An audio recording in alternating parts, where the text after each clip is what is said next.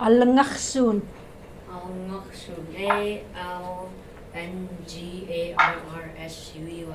Alngaksun. Asihtu.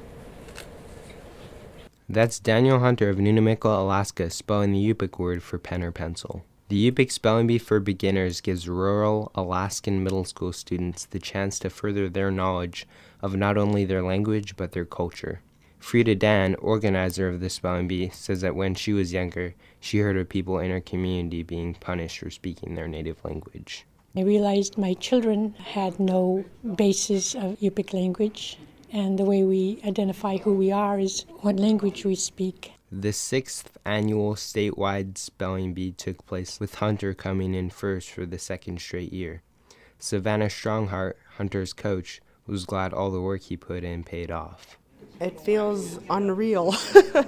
I mean, he works very hard, and he loves trying to speak the language. So his trying and his learning. So he really likes it. Each year, there are 3 different Yupik bees: the school, district-wide, and statewide. This spelling bee is a little different from traditional English spelling bees. Since the words are so difficult to spell, the competition is played by points rather than by elimination.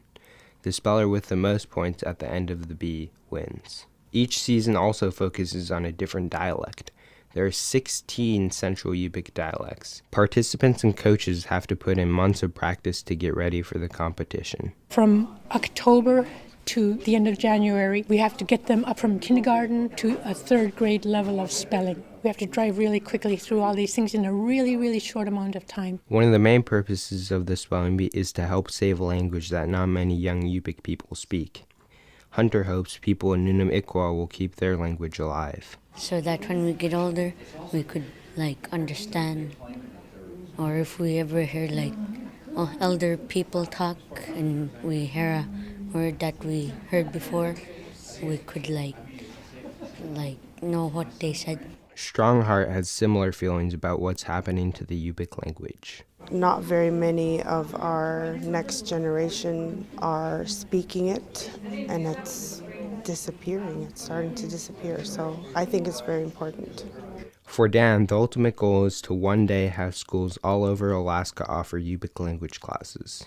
I think it's important because in our own country, our own land, our own home, we don't get a class in our own language. She is already one step closer to that goal, with Clark Middle School looking into beginning a Yupik language class. For more information on how to get involved with the Spelling Bee, visit the Yupik Spelling Bee for Beginners Facebook page. For Alaska Teen Media Institute, I'm Ezra Dan.